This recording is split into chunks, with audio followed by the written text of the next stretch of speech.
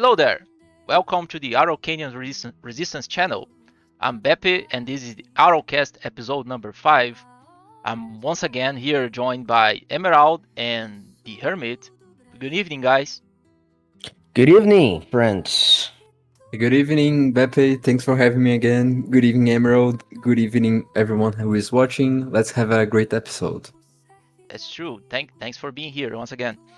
And tonight, depending on whether you're listening to us, we're going to talk about something which is very Brazilian, at least culturally speaking, at least in archetypically speaking. We're talking about favelas today. Not necessarily the physical favelas, but everything that revolves around them. But what is a favela anyway for people who doesn't know it? The proper translation, I believe, would be slum, right? Is this kind of urban agglomeration, this kind of chaotic urbanism when people keep building houses in a disorganized fashion, and that's normally for poor people, right? Poor people start building houses in a very disorganized fashion, and it becomes that chaotic part of a poorer town or poorer parts of a town. But in the Brazilian case specifically, people generally mean the favelas from big cities like Rio de Janeiro, right? Mainly Rio de Janeiro, which is the only part of Brazil that many foreigners know. It's such a huge, massive country, and I get this impression that people think that there's only Rio and the Amazon rainforest. you look at the vegetation in the hills in Rio de Janeiro. Maybe some tourists think, oh, is that the Amazon? You only have that city, and the rest is forest and monkeys and so on. Okay, but the favelas from Rio specifically, from what I know, and we learned some of this in school, they have a particular origin, right? You had it in the past, until the beginning of the 20th century, things were known as cortiços. Not sure what's the proper translation. Maybe I can find it here. Let me check. Tenement, is that a thing? It was those big those spaces where many people lived, which are in downtown, was on the center of the city, was closer to the businesses and industries and so on. There were many people, poor people, living there in order to it was the workforce, right? Mainly the workforce and their families and so on. But it was a very known focus for sicknesses, right? Malaria and not I don't believe at the time was a thing, but dengue, what you call here dengue and so on. So there was a movement, a sanitation movement, headed by a guy named Osvaldo Cruz, if I'm not mistaken, which he started this movement, this policy to destroy the cortiços and basically throw people away. There wasn't a there was the defined plan to what to do with people living there. They only wanted to kick them out because it was a focus was a biohazard, right? It was a focus for the for mosquitoes, and was a breeding ground for mosquitoes and sicknesses of any kind and so on. So there was a huge campaign for destroying the cortiços and a vaccination campaign as well, uh, which resounds pretty much with what we had recently here, what we had recently in the entire world. And but he had from the health side, it was a pretty successful campaign because the number of malaria cases went down dramatically. But it caused a social problem because you expelled all those people from downtown, and they needed a new place to live. And there's a problem with Rio because it doesn't have the region of the city doesn't have a lot of flat space around. It's a pretty hilly place. I'm not a huge fan of the city. I've been there sometimes, but you can't deny that it has a very beautiful landscape. It's very hilly. There's a lot of vegetation and so on. People might know from photos the the Sugarloaf Mountain, right? The Pão de Açúcar, the Corcovado with the Christ the Redeemer, and it's a very uh, hilly and mountainous landscape. But you don't have many places to build stuff, right? Close to the city. So many of those people, those workers and so on, they started building houses up the hill in Rio. That's even rhymes a bit. Um, and you start the the favelas in that city, the Rio's favelas start developing. It's pretty characteristic that they go up the hill. People start building in a very disorganized manner and going up more and more. And during during a lot of time, they started growing over time, and with the development of those favelas, they started becoming. I'm not sure if it was since the beginning, but over time they became breeding grounds for crime as well, right? For drug traffickers and so on. Mainly starting from the 80s. I believe there was a a mayor of the city, Leonel Brizola, who is pretty well known for facilitating this process because he started forbidding the police from going up the hill and dismantling those criminal activities. So it allowed the drug traffickers to gain more ground, to gain more power in those communities. So it started developing this. It was a different. It was a second power, right? It was a second state inside the official state. They started gaining some independence, some yeah, it became a second power inside the city to the point that nowadays it's very hard to go there. The official forces have a big trouble getting there. Maybe if you're following the news, you'll have seen that there was a big operation recently, which resulted in a lot of killing and so on. Because that's how hard it is to go up those favelas. It's not uh, it doesn't exist only in Rio de Janeiro, but it's the quintessential Brazilian favela, right? Any slum in any other city is also known as a favela, but it doesn't share the same history necessarily. Okay, just to give a background for you to know what we're talking about. And of course, in many other urban centers, this similar kinds of agglomerations started appearing. And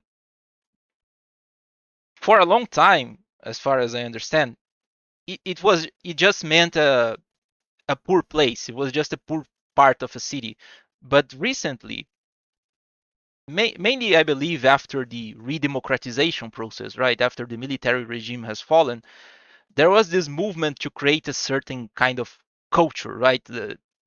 To develop a representation of those communities in culture and so on. To the point that nowadays it almost became a source of pride for people there. At least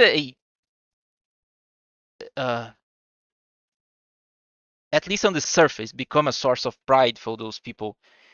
And it ended up having some consequences in the broader cultural landscape of the country that we're going to discuss here today. I admit I wouldn't be the best at debating talking about this topic, but I find it really interesting, and I'm looking forward to actually learn a lot from the other guys today regarding that process. Uh, if so, guys, if you want to give some insights on what you believe it is, if you agree with my timeline of the development of favelas, at least in Rio, and what you believe it was the process that led to the prominence of those institutions, so to speak, because it almost became an international brand, right? People know about more about favelas they know about, I don't know, um, other states of the country. They know more. They know more people. out there go know more about favelas and favela aesthetic than they know more about my region here, the southern region. That they know more about the center west, which is very big on the agricultural uh, economics and so on. What do you how do you think that those the favelas have began and how did they reach this much prominence? Well, this is certainly an interesting topic and certainly dear to us. I mean, it's something you can't quite escape if you live in Brazil, especially in my case, because I think I am the only one here who actually lives in a what you could call a favela, but it's more likely a bad concentrated urban center. I think Emerald has a similar experience. I don't know which part of Brasilia he lives in, but it is a city known for that too. And I think the history of Brasilia, Emerald could talk a bit more about it later, but it kind of highlights what was the great driver for the process of favelization, which is, in my opinion, mainly technical progress and the drive of industrialization. And it is a thing that you kind of see everywhere on industrializing countries. When Britain was industrializing, it was famous for having some London neighborhoods which were essentially rotten, and the own River Thames was foul and not pleasing, you could say, during those years.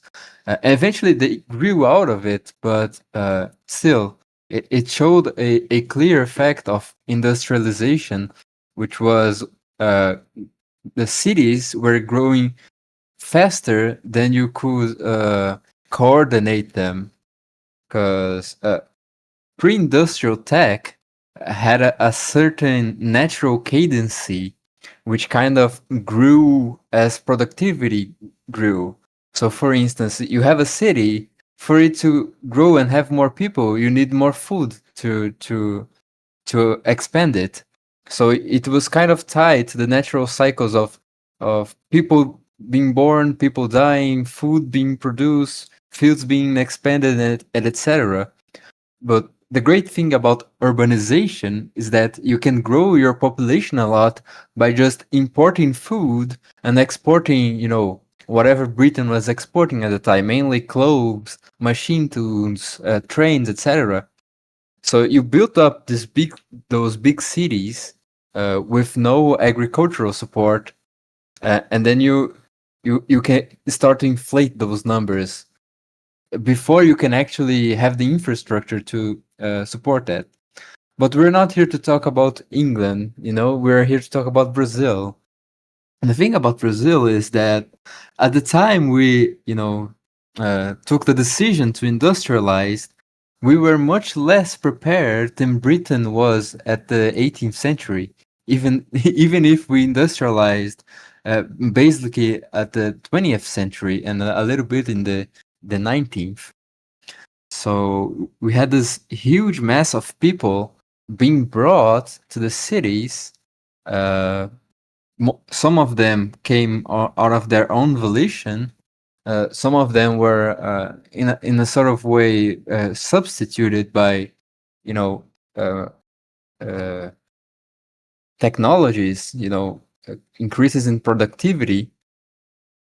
But a lot of people fled to the cities, uh, or went there seeking better opportunities before we actually had the means to create an urban infrastructure. So that's what led to this growth of the bloated cities. In Brazil, you had a lot of migratory waves to the cities. You could say one of the one of the biggest was probably well known, which was the abolition of slavery. Of course, there was a kind of previous abolition, which was on the Great Paraguay War, or the War of the Triple Alliance, where the emperor promised all the soldiers all the soldiers that were slaves, they would be freed if they fought on the war. So a lot of people who went to fight there got freed, and then they came to the cities. They didn't have any land. So that's what one part of the process. The end of slavery was another. And then, especially during the 20th century, we had this movement where a lot of people from the countryside moved to the cities, and a lot of European migrants migrated to the countryside. So you had a bit of a switch. So a lot of traditional Brazilian people who lived in the interior came to the cities, and the interior was sort of left up for grabs. So the government started importing foreign colonies, and that's part of the contrast that Beppe talked. Because when people think of Brazil, they think of the favelas, but there are kind of exotic European colonies inside Brazil, like Ukrainians, Poles, and Germans, etc. But I digress. Uh, when we think about this process, there is a component that we talked about, which is the physical growth of the favelas, and it is unmistakably to the growth of the drug trade, because for a long time the slums of the big Brazilian cities were just that, slums, which were encountered basically everywhere in a country which is industrializing, right? You look at, no offense to any of our listeners, you look at like Indonesia or Philippines today, you don't see much difference, from the slums from there to India to anywhere where there is slums. The great tragedy of Brazilian slums is that we got hit with the crack epidemic at the same time we were beginning to deal with the slums epidemic. So we kind of got a double punch, or we got squeezed in that sense, because when you're a developing country, it is hard enough for you to deal with one problem. When two big problems like that compound, it kind of creates an unsolvable problem, which is going to only grow, and it's going to continually get harder to solve, and it's going to start metastasizing and become an even bigger and scarier problem, which I think is something we can discuss ahead. But I'll leave it to Emerald to give a few words too. Well, you made a very interesting case with Brasilia because, yes, I was about to mention the city as a different form of favela. I mean, not the entire city, of course, but it's not like Rio de Janeiro at all in many ways because I'm not sure if you guys are aware, but when the city was built, um, the people who built it, the Candangos, they were not supposed to stay there. They were supposed to come to Brasilia, build the city, and then go back to the northeast, to, the southeast, and things like that. But they didn't. So they stayed there. They stayed without cars in a city made for people who had cars. And this is a trivia for all of you. But there's a region in Brasilia called, well, actually in the federal district called Ceilândia. Do you guys know this name? Yes, I lived there for 6 years, and not in Ceilândia. I lived in Brasilia. I know the surroundings. Right. Do you know the origin of the name? Not a clue. Yeah, it comes from CEI, CEI, which is it stands for Campanha de Erradicação de Invasões. Invasion Eradication Campaign, something like that. So Jesus. this was a government program made for its objective was basically to make invasions go away, to disperse them, to stop it. But it was so effective that Say land, the land of the Say, became an actual quote unquote city. So yes, that's how bad it became there. And which is a big irony because of the name, right? And like Hermit said or suggested, I did live for a while in a place that was not planned at all, and it was kind of a slum. But it was Villa Planalto, but it's very different because it's close to the lake, and the population is much. It's not violent. It's very different because of local, like very specific uh, local things. And but if you go to the other cities, the satellite cities, as they are called, they're all very, very violent, without exception. Ceilândia is probably one of the worst. And yeah, I was not expecting this to go to Brasilia so early. But I do think that a lot of this problem comes from central planning, not only here.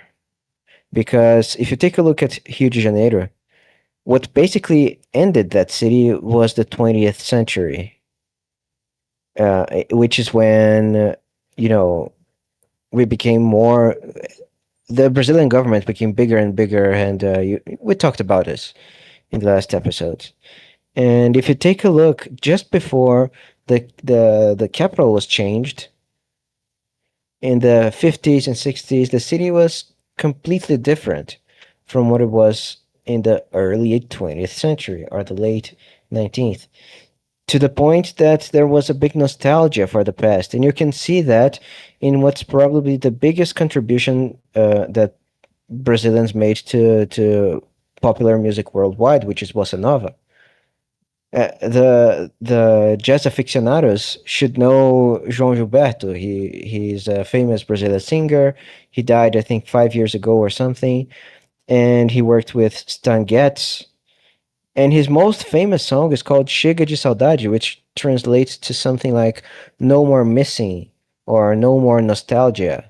Of course, in the lyrics, he's talking to a girl, but the sentiment of nostalgia, of missing something that is long gone and is not coming back, is something that is very crucial to the carioca ethos, you know. And yeah, I think this becomes this appeared because of this favelization, as we said, as we were talking about before.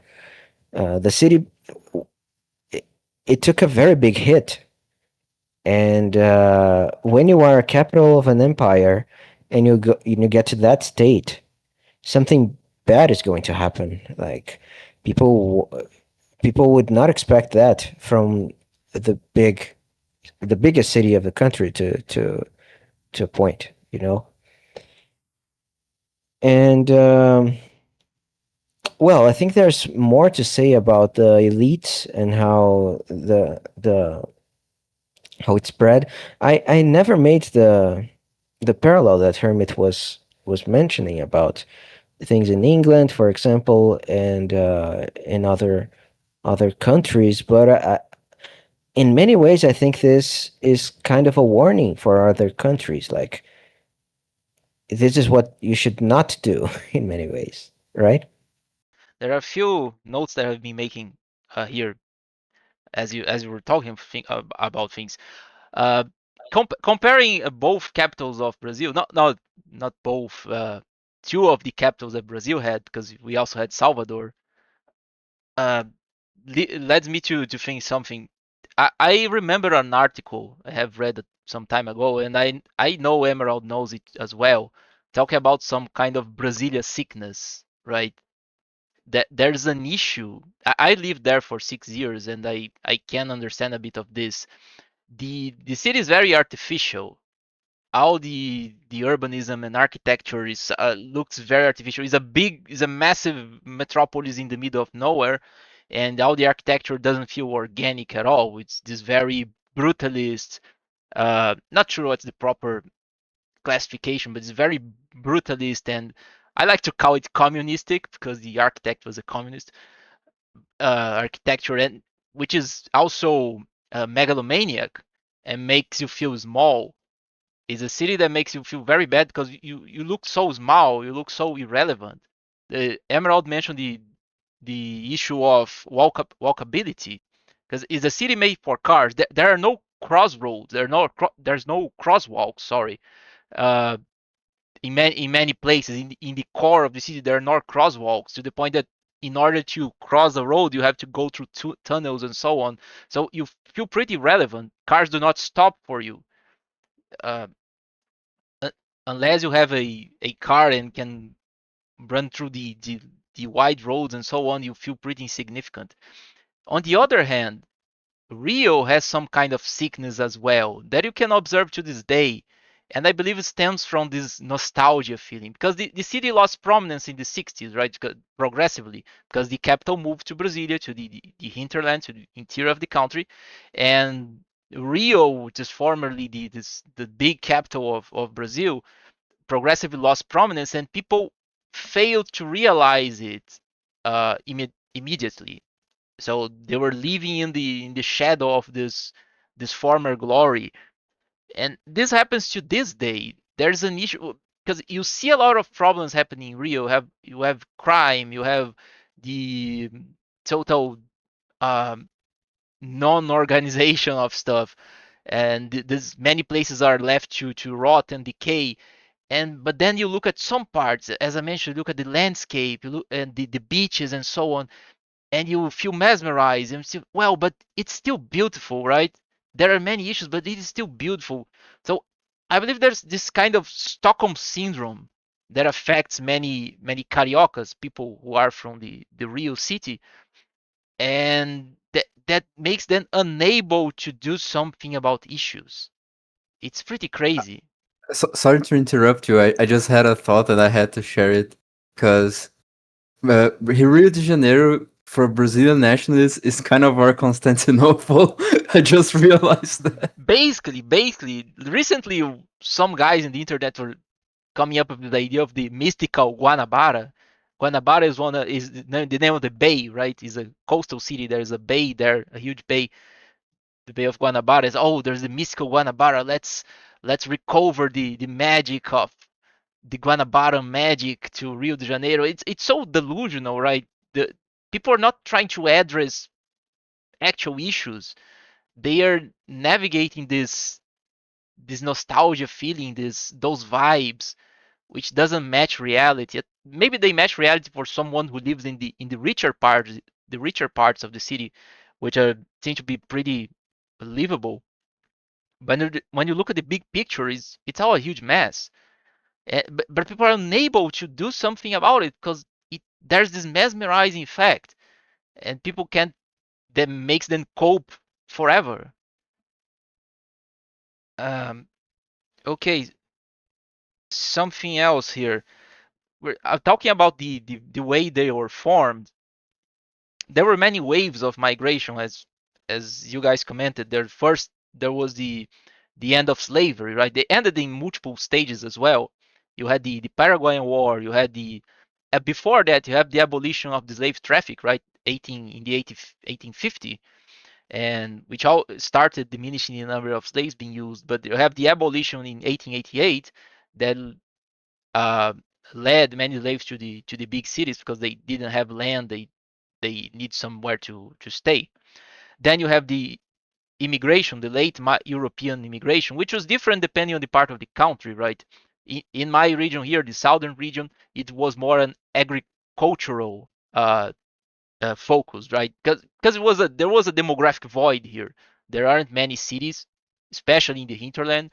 So the migrants started organizing around small, tiny communities, the tiny colonies. My family is from one of those. To this day, the city has 3,500 inhabitants. It's super small. But in the southeast, though those migrations focus more on the cities, right? Because especially Italian migrants, they came with this industrial knowledge. Many industries in the São Paulo state developed because of the know-how of those Italian migrants.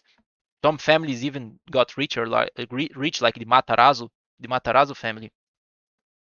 So they started flooding those cities and also living in building up those slums. Or the cortiços eventually were destroyed and people were expelled to the hills in Rio de Janeiro or other areas in São Paulo. It's also weird that how favelas are more well known. The real favelas uh, are more known than the slums of São Paulo, which is actually the state who experienced the higher levels of industrialization and population growth as well.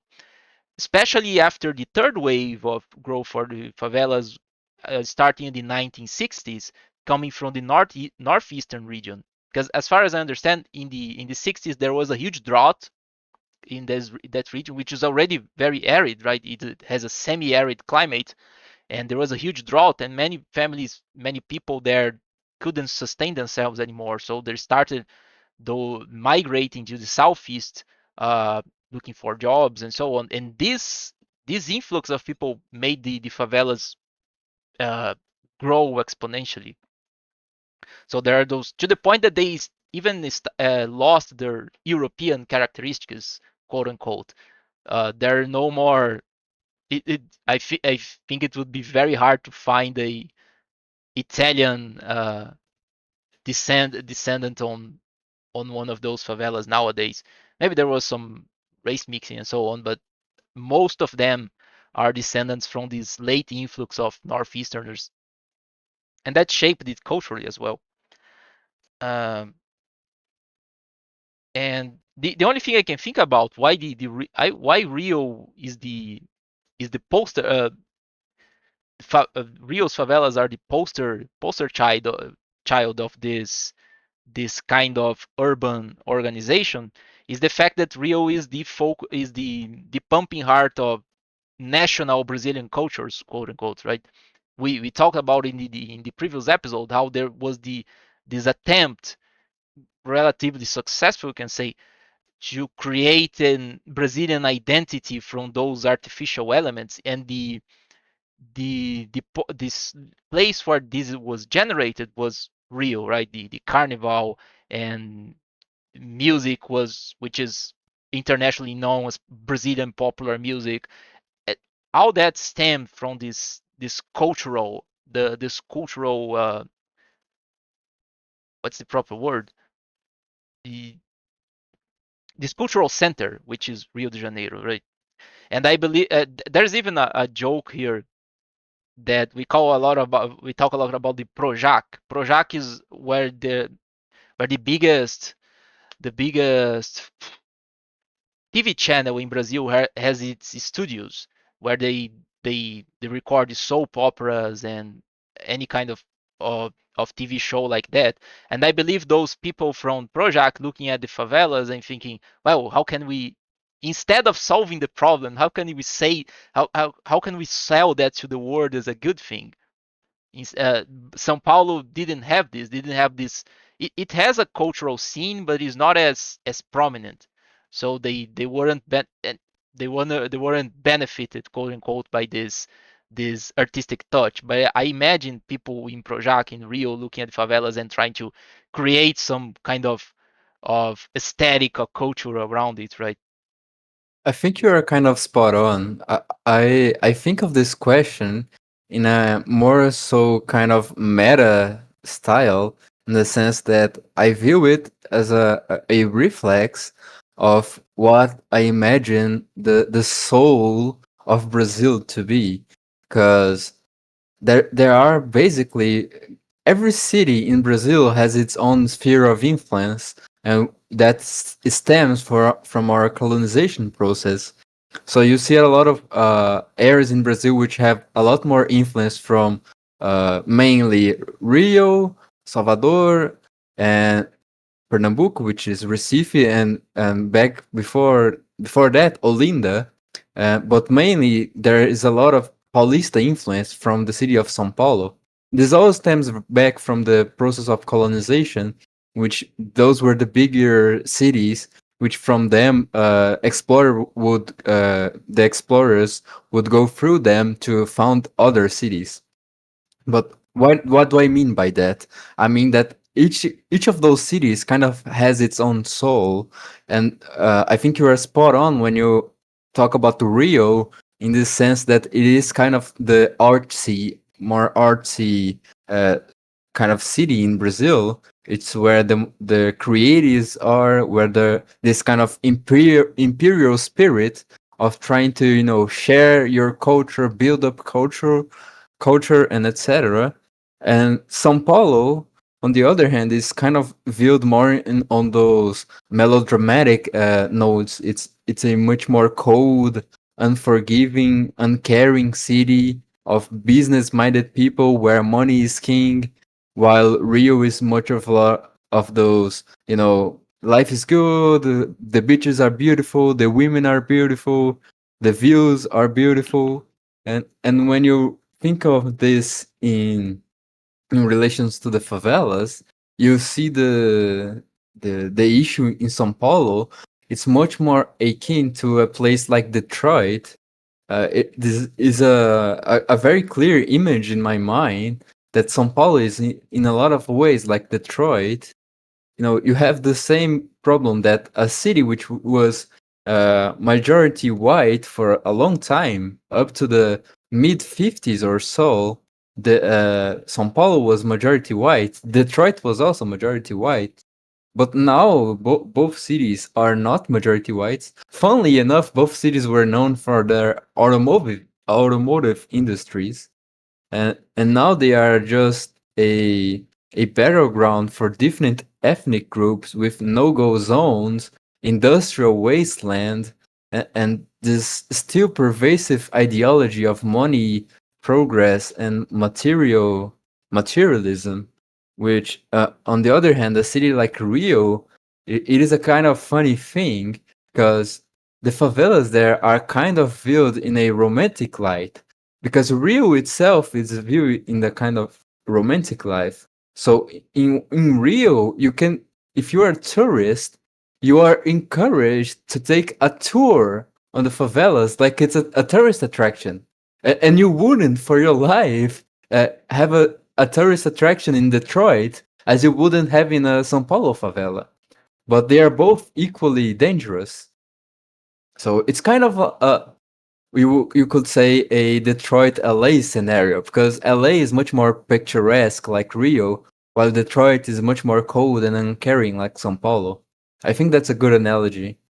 It also reflect in the music, right? And look at the some kind of slum culture or ghetto culture in São Paulo is more rap based, aching to rap, right? To have acionais MCs, that thing. It's more, it's more hostile, more hardcore, right? There's as you said, has there's this sadder tone to the thing. When you look at Rio, have funk, which is, well, I'll shoot you and beat you up, but in a cheerful manner. It's a bit It's more crazy. hedonistic. Yeah, Well, this idea of Rio de Janeiro as like a center of culture is probably what makes the ideas trickle down to the rest of the country because it wasn't always the case that favelas were seen in this romanticized way.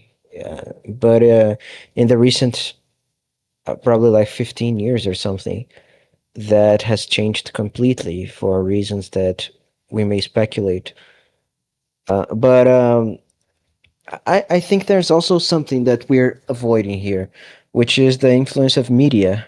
Well, not avoiding, but we're missing. Because one thing that not many people from abroad know is the influence of Globo and particularly novelas. There's no other broadcasting network that spends so much time in like TV drama as Globo does. it's crazy when you think about it, right? Because the Globo's novellas or soap operas, I don't know how it is done nowadays because it's been a long time since I last watched television. But you had four consecutive soap operas in a single day, right? You have the at 6 o'clock, you have at the 7 o'clock, at no, you have at 5 o'clock. One is more intended for teenagers. Then at 6 o'clock, then at 7 o'clock, then at 8 o'clock. It's crazy to think about it, right? Exactly, and it's not like this in many countries of the world. Brazilians like drama in the most basic way you can interpret that word. Uh, like Brazilians are a dramatic people.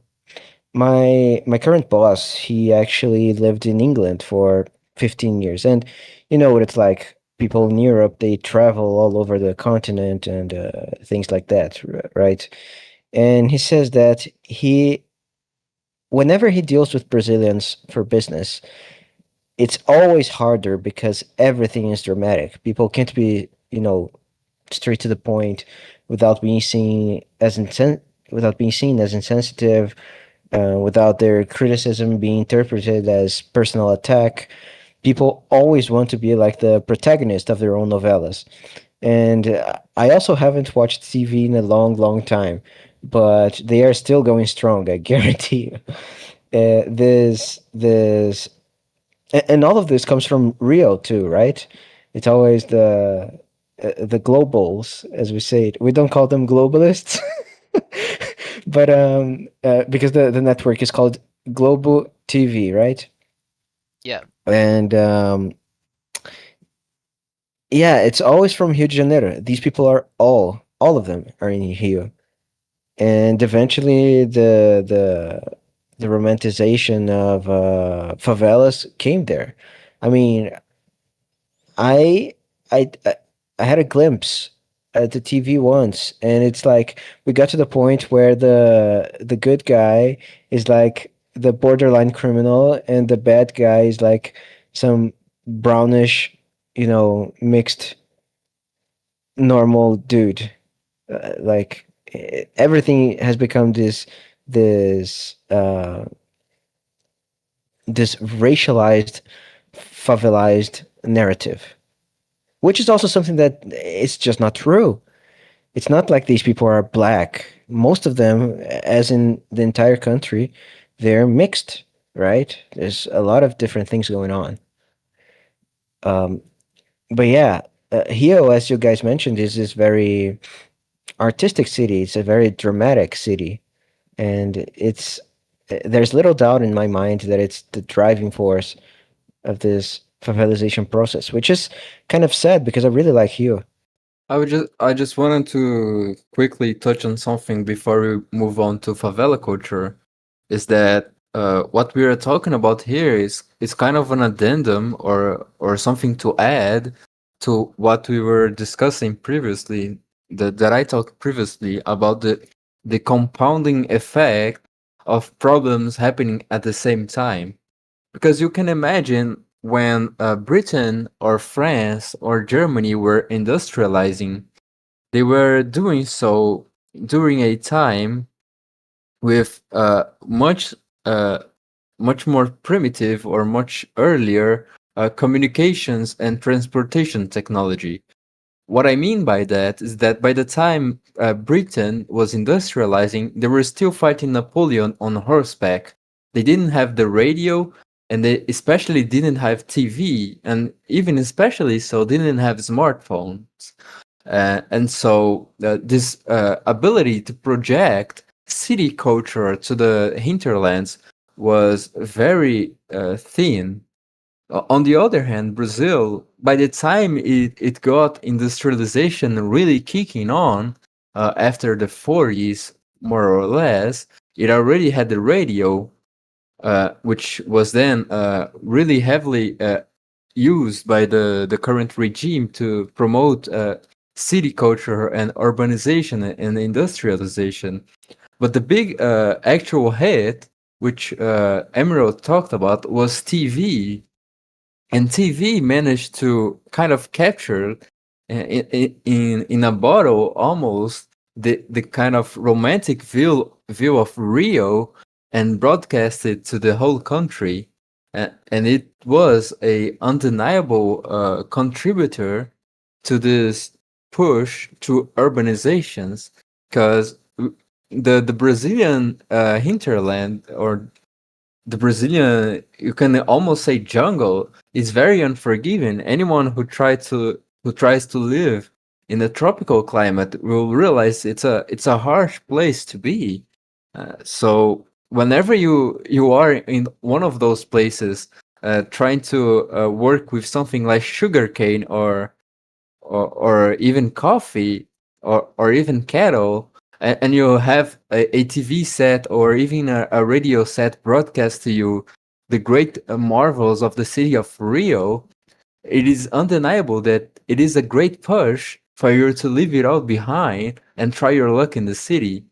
I mean, cities always have this kind of allure of starting fresh or trying your luck to strike it big, but the communications technology and even the transportation technology really facilitated that. You had these huge movements. Beppe mentioned the migration from the nordestinos to São Paulo. During that time, there were already trucks. They weren't going on foot anymore. They were going on trucks. So it's a kind of an interesting phenomena because you have this kind of migration which typically happened during several generational cycles when you had much more primitive technology happening all at once you have modern technologies, and that's not the sole reason but one of the reasons why breaking out of underdevelopment or of subdevelopment or whatever you want to call it nowadays is especially difficult because you are in a so-called Congo with iPhone scenario where the ruling technology is so far beyond your current capabilities that the people just break pace with your productive level. So your infrastructure is not ready to receive an influx of people, but your transportation technology is already ready to move an entire state to one of your cities. It was something I intended to bring up because you mentioned when you first spoke in this episode the case of England, and I remember reading Hayek's Capitalism and Historians, and I think one of the essays by I think it's Ashton, but I'm not sure right now. He talks about how the romantic literature of the time was one of the things that made people have a bad outlook, a bad view about capitalism. It wasn't the reality itself. It wasn't the people that were moving away from the country and going to the cities in search of something. It was usually people who had never gone to the big industrial centers, but they have heard from a friend who read a book or a journal or a newspaper or something like that. And now you don't even have, I mean, this is bad enough in the 19th century, but now, as you mentioned, you have instant communication. So this this gap between the person's reality and what they're sold by the media becomes even bigger and bigger, and they want to take the chances more and more because of it. Okay, so some more points I was thinking about while we were talking. Regarding the technology, yes, our case is different comparing to the early industrialization nations due to the difference in technology, available technology. But there's also difference in scale, right? I don't know what was the population of London during the those early industrialization phase. Maybe 1 million, 2 million. I don't know. When you talk about Rio and São Paulo, which is the bigger urban centers in Brazil, we're talking about 15, 20 million people. They together have what, 20% of the country's population, a little less. It's absolutely crazy. Um, okay, something else. What was? You know one very iconic instance of the effects of telecommunications, the mainly the television, is the fact that which is the more popular soccer team in Brazil is Flamengo, right? Which is a soccer team from Rio de Janeiro.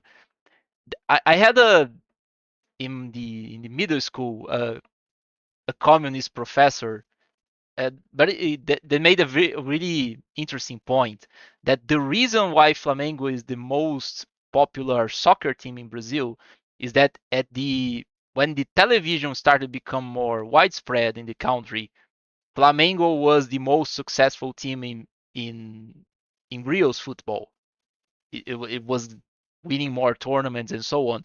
If the TV had reached the northeast and the southeast, the rest of the southeast 10 years earlier, the most popular team in Brazil would be Botafogo. Would be a thing that the Emerald would like very much. Or not. Maybe not, no, right? It when it gets to the normies, it becomes worse. But it had this very this huge effect in perception. Yeah, you reminded me. I was actually going to mention it, but I forgot completely. But there's a lot of overlap between the football slash soccer culture and funk culture. Not as much nowadays, but uh, about 20 years ago, 15 years ago, the Carioca teams, the teams from Rio, right? They were very edgy in their songs. Like they made basically proibidões or something, and that was frowned upon at the time. But nowadays, it's kind of the opposite. That's true. Okay. Talking about the speculating here about the origins of Brazilian culture, I think it has a lot to do with the redemocratization process, right? After the military regime fall, you had the many exiles, many artists and so on came back to Brazil, and I cannot help but believe there's a revenge process that happened, culturally speaking. I mean, that's not even speculation. We all know that there was this attempt to to get some payback, right? We have many movies talking about dramatizing the military regime. We have many even soap operas talking about it. The artists talk about it because many of them are from this generation, this exiled generation, or even or at least experience this those ideas, the experience this repressive regime, quote unquote. It was repressive to some extent. It cannot be denied, but many things are overblown in media. And when they come back and oh, how you build this new Brazilian culture, and they look at, let's say, to the middle class and the rich people, they see them as representatives or supporters of the previous regime. So they cannot rely on those people to they cannot prop up those people culturally because they represent this repressive government.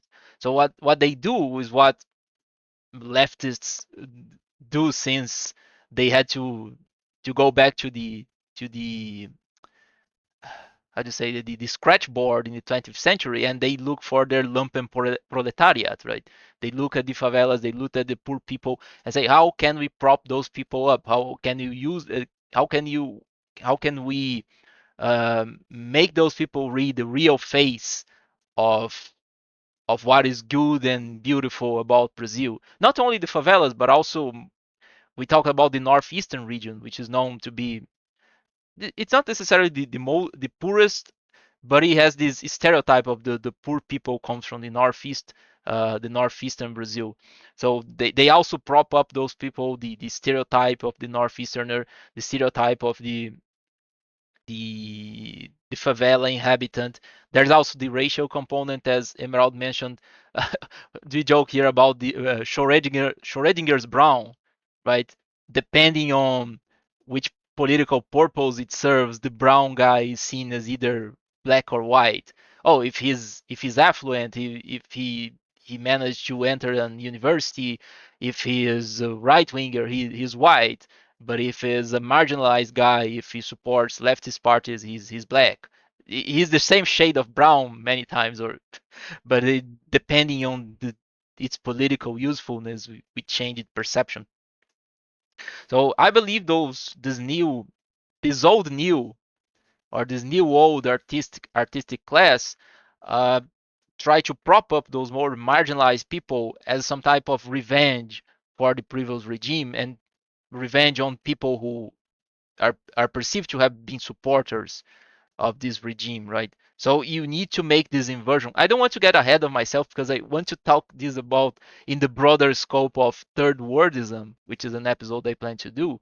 But there's this process of inversion, right?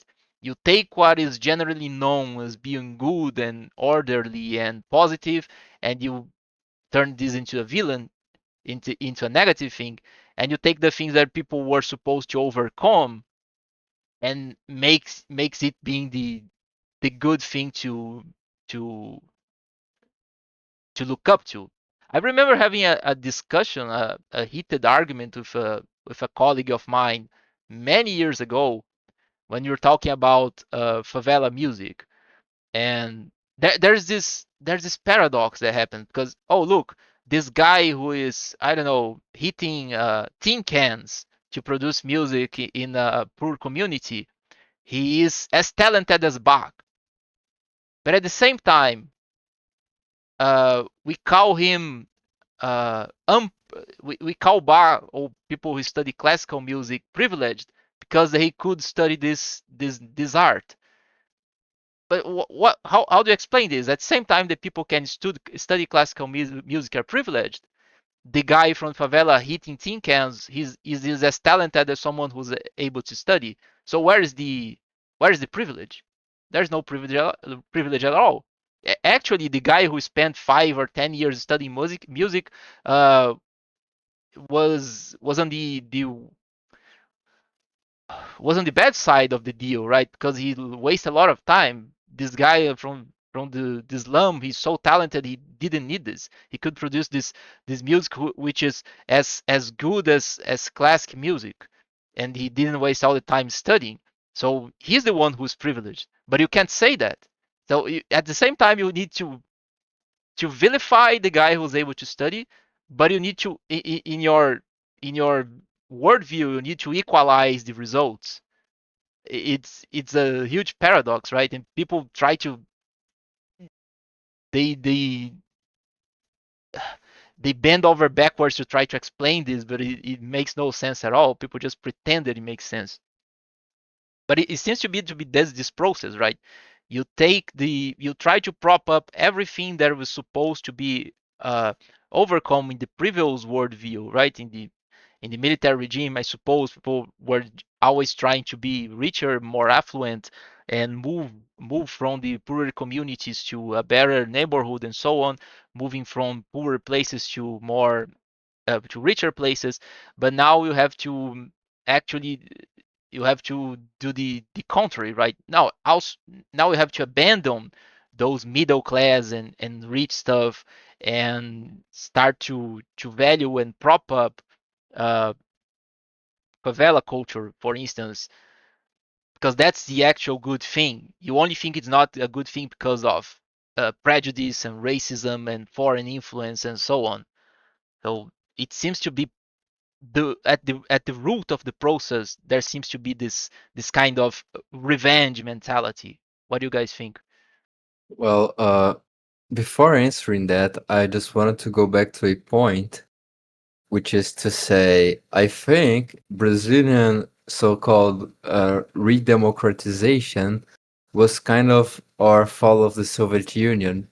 I like to see Brazil as a kind of post-Soviet country, in the sense that we went the kind of the same amount of social malaise, the current from the fall of the previous system, because we were basically left in a void to pick up the pieces of a somewhat incompetent regime, but which was at least functional in some level, until the kind of anarcho tyranny came to first.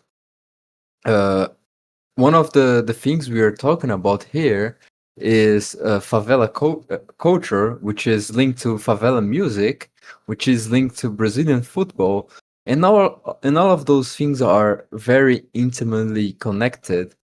But the reason I mentioned redemocratization here is that when Brazil first came under the military regime, it was during a time where Cold War, what I call Cold War boomerism, was at its highest, which was, tough man, third world, hardline anti-communist regimes like South Korea, like Chile, and then Brazil, of course, and many others, South Vietnam, and etc. It was a huge time for so-called Cold War boomer ideology, and it was very fashionable at the time. By the time the military regime was at its last hills, Cold War boomerism was not at all the rage that it once was. I mean, the year that we uh, went back to a democracy, or the regime fell, was a year before the fall of the Soviet Union. So that's also a parallel. We could say that Brazil is a post-Soviet country. Uh, the the the thing is, during this time, another brand of American ideology started to prop up, and it is tightly related to favela culture, which is American ghetto culture has had so much influence in Latin America, which is usually understated. The biggest musical genres which are associated with favela culture are from American origins, which is rap and funk, which is you know I'm not the most musical guy, but it is there was an original funk, which is not the funk we associate with Rio, which was an American invention and which was later, Brazilicized and etc. But they are both from American origin, and the whole favela culture is indebted a lot to American way of dressing, of American, especially hood culture or thug culture, or the LA scene, which with like Easy E and all the, I think it was NWE. I don't really know American gang culture and etc. But there is a huge cultural overlap there. Another big thing that was common both in America and in Brazil at the time was the crack epidemic, and this is a huge factor, and can't be overstated actually, because America went through its crack epidemic. It's kind of still going on because people have developed other drugs on top of it, like fentanyl, for instance. But the crack epidemic hit Brazil, as I was talking about earlier, in this compounding moment. So if we add up the list, uh, we have a process of urbanization in a country which does not have the infrastructure or the cultural technology to absorb a huge urban population. You have cultural uh, a cultural incentive for urbanization and consolidation and spreads of cultures, and you have this foreign influence bringing both a a kind of basis for a criminal underground culture, as as well as bringing the means, which is the drugs, to promote this kind of parallel existence. So there's a thing that we have to point out as essential to favela culture.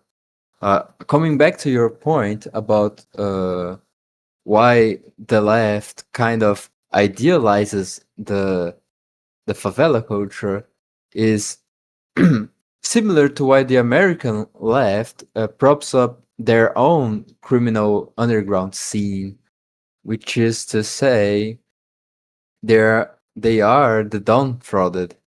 and in the sense that the left everywhere and everywhere is a movement of inversion of the good in the place of the defeated.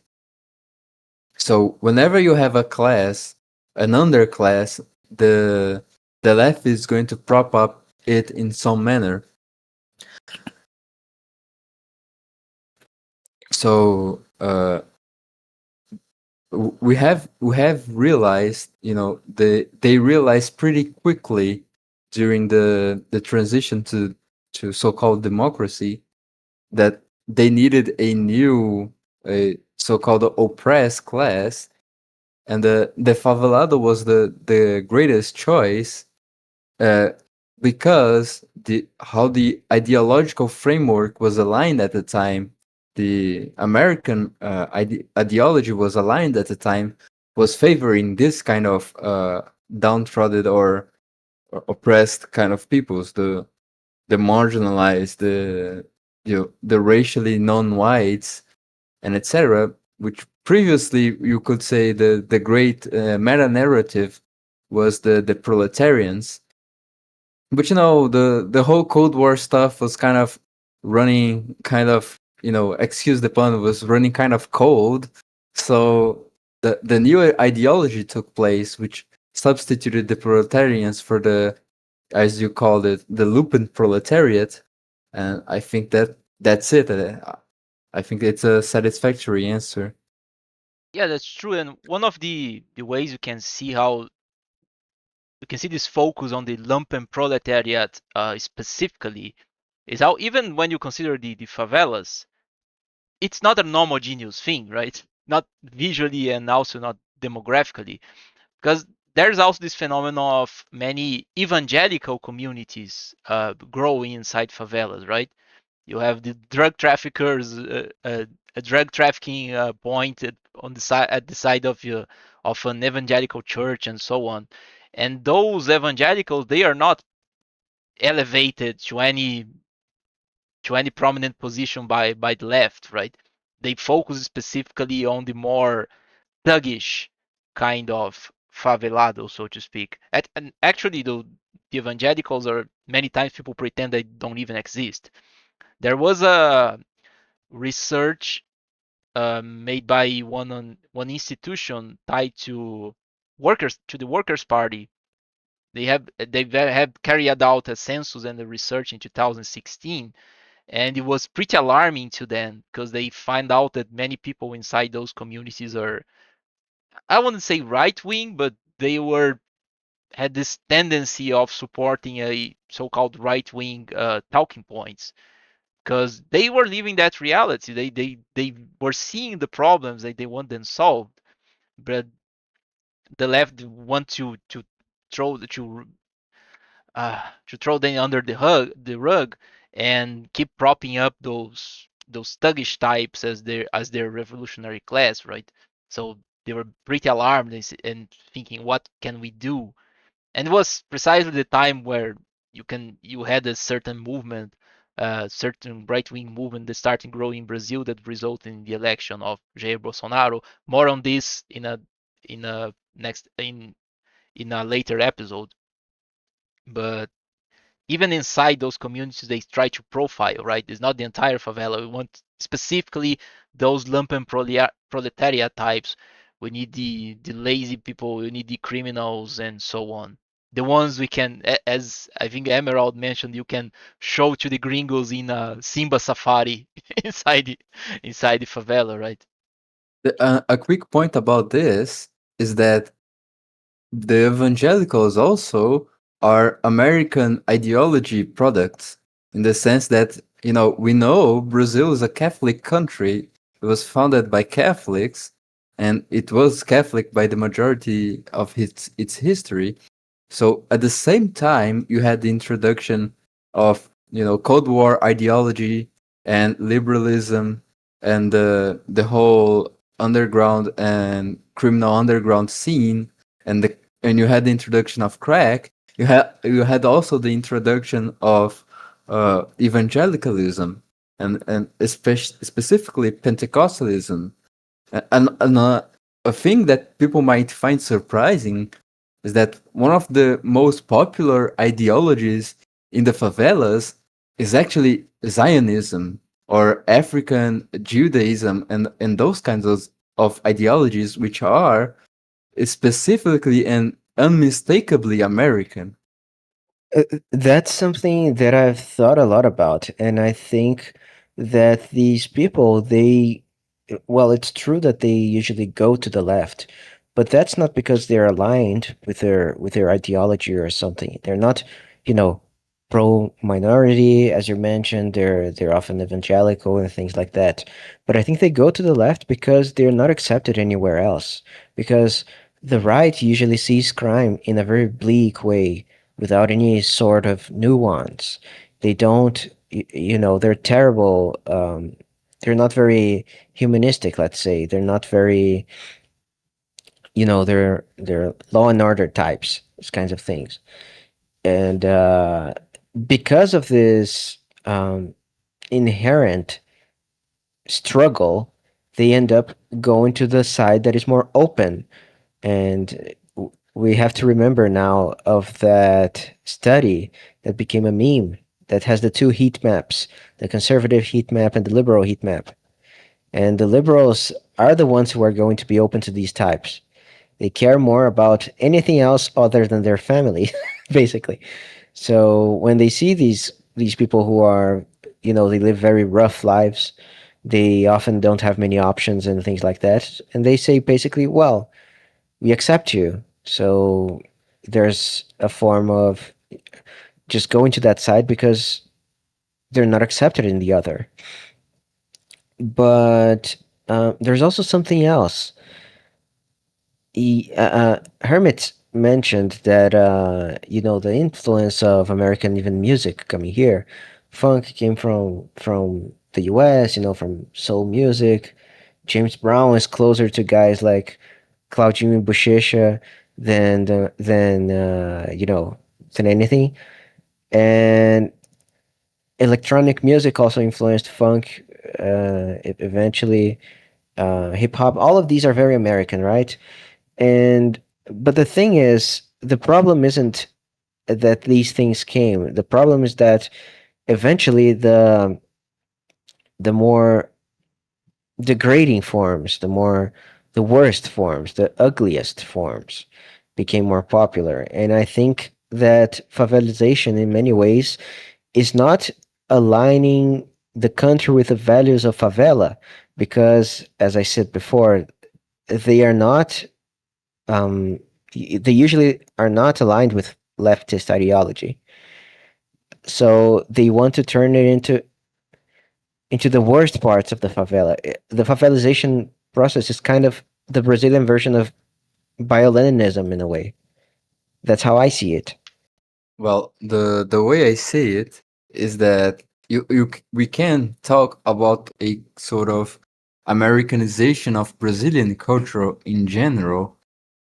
What you mentioned is that favela kind of incorporates the elements which are closest to it, like the whole criminal underground scene, and especially the African American cultural products were very highly influential in Brazil. The thing is that this kind of American culture is taken and adapted to the what I mentioned, the so-called compounding problems, and it starts to metastasize. So favela, when it first originated, was a very solvable problem.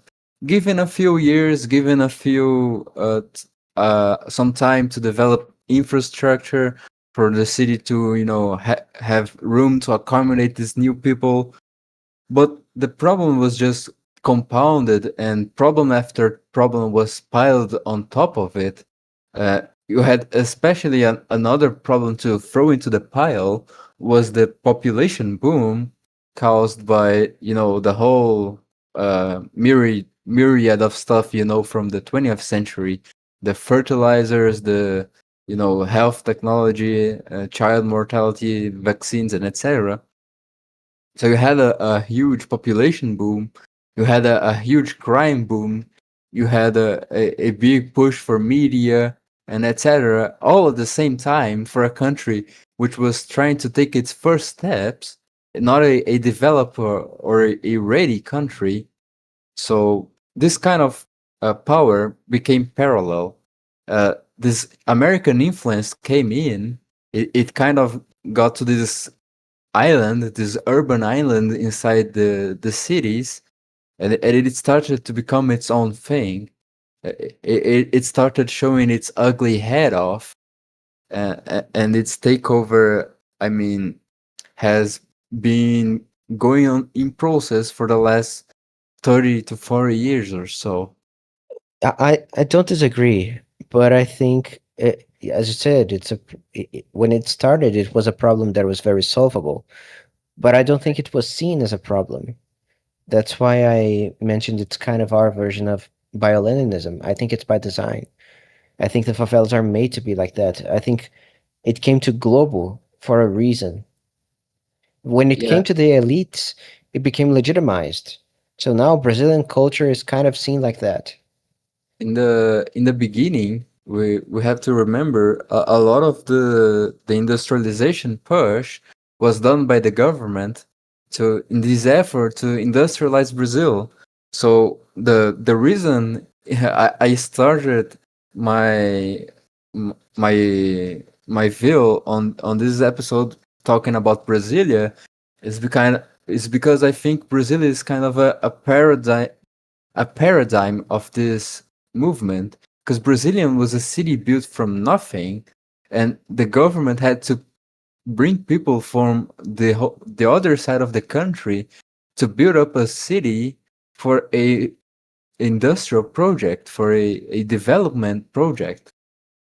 So it is this idea of transforming people from people to economic units. uh, and it is not the cause of the favela in the sense that it directly leads to favela culture, but it is this necessary first step into creating it. Without this mass of you know urban proletariat in a city without infrastructure, you can't have the conditions for it to grow into a distinct favela culture later. I think you're spot on that. Well, I wouldn't call the favela phenomenon as entirely manufactured, but it has been appropriated, right? One thing that I remember, you guys probably have watched as well those lectures by Yuri Bezmenov, right? The so-called the allegedly Soviet dissident that started giving lectures about subversion in the U.S. He says that society has naturally many tensions inside it, right? There's always some kind of insatisfaction. It is natural, it's organic. People are different, people have conflicts and so on. What many subversives do, what successful subversives do, is taking those tensions and potentialize them. It's very hard to create a conflict from absolutely nothing, right? It's like, oh, prejudice against, I don't know, prejudice between pets. Cats are, we need to solve the prejudice of big dogs with small dogs and so on. That doesn't work. You always have to successful subversives always take something that already exists. So I believe there was always tensions inside Brazil, and what people have done for the favela case was potentialize them, right? Uh, I'll mention Olavo again, as is never we can never do this too much, talking about the military regime, because the military they were very, I wouldn't say even practical. They had a very physical mentality, a very physical worldview. They wanted to solve the problems that manifested physically.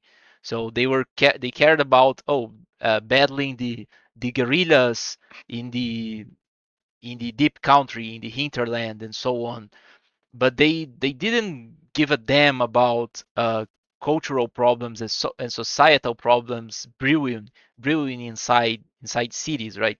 Or even to culture. It's kind of a joke that it was pretty easy to bypass Brazilian military censorship. You just needed to mask up, to put some makeup on your music and your texts, and they will accept this. They wouldn't censor it. It was pretty easy. It's almost like they were super dumb and couldn't catch some of the jokes being made. That's kind of a myth, though. Is that so? Yeah, it's just that the censorship wasn't really that strong. They knew these guys were trying to be subversive, but there's always the example that every single history teacher gives in high school, of the Chico Buarque song with Milton Nascimento Cálice, right?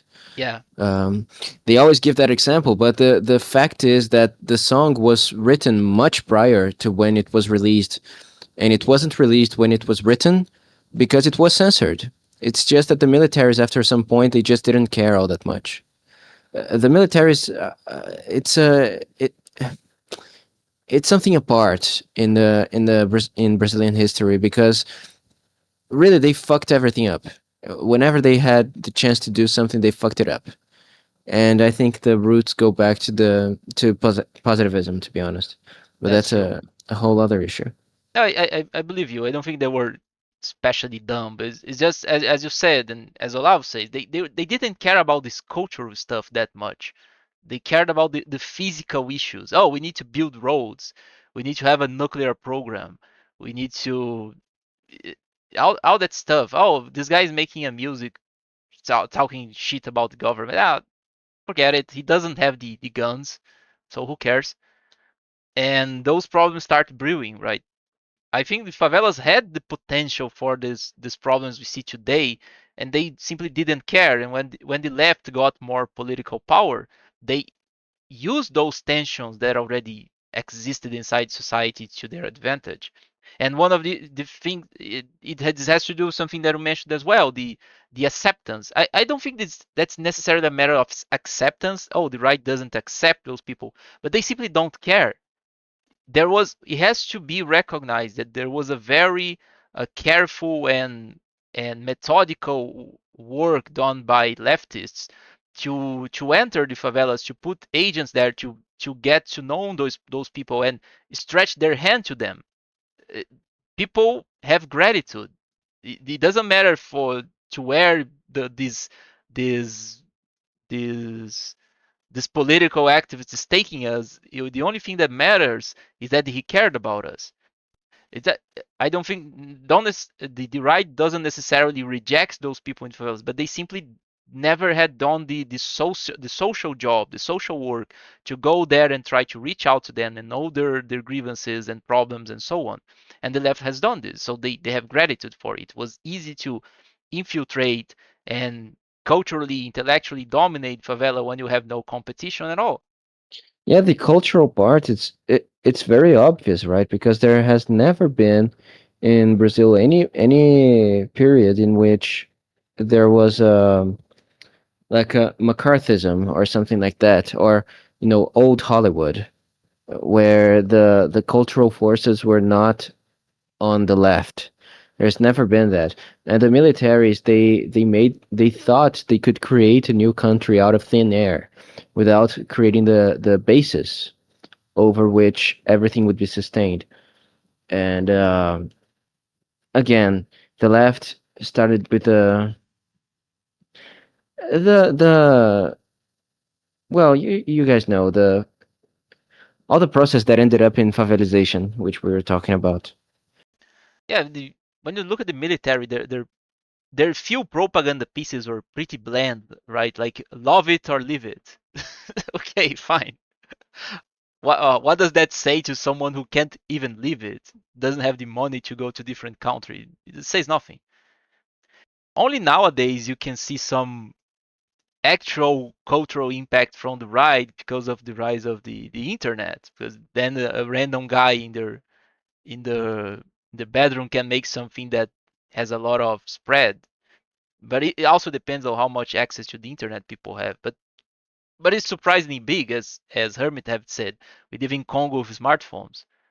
Yes, and you just made me think of something, but in many ways, the bad culture that we have now, the crappy funk, the crappy, these things, they can only stand as cultural norms because they are sustained, they are supported by actual artists who lived in the past.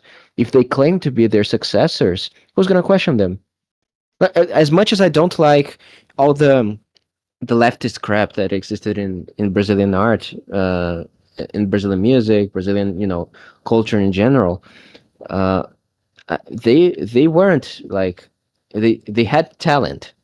So all the crap that we have now, the favelization, if it claims to be the next step, okay, especially when they have the approval from their predecessors, predecessors. That's a word.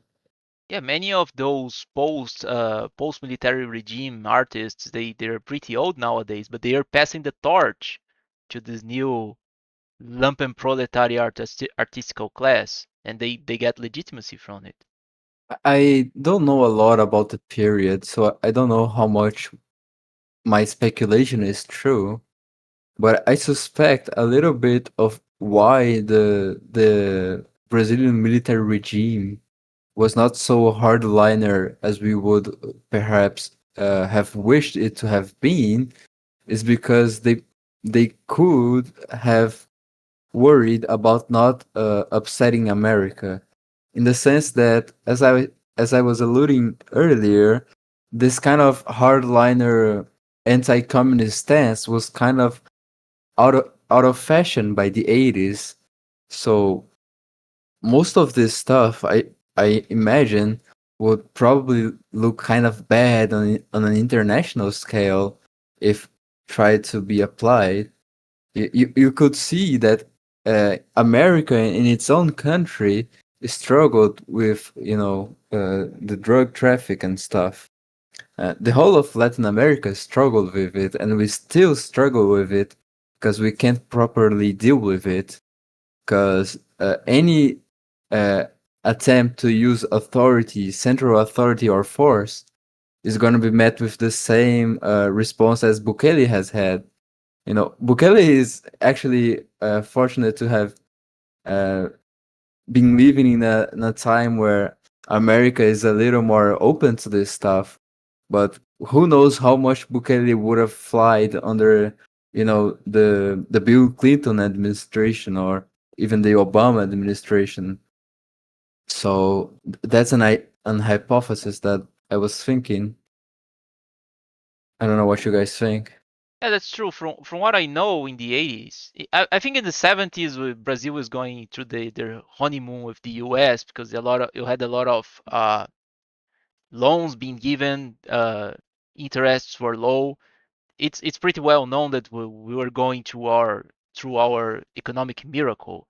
It might have something to do with the populational boom as well.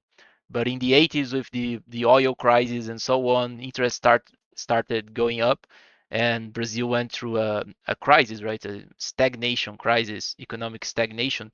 Maybe it was this period where the US, as they couldn't buy those third world countries with loans anymore, they needed to tighten their grip somehow, in a different manner.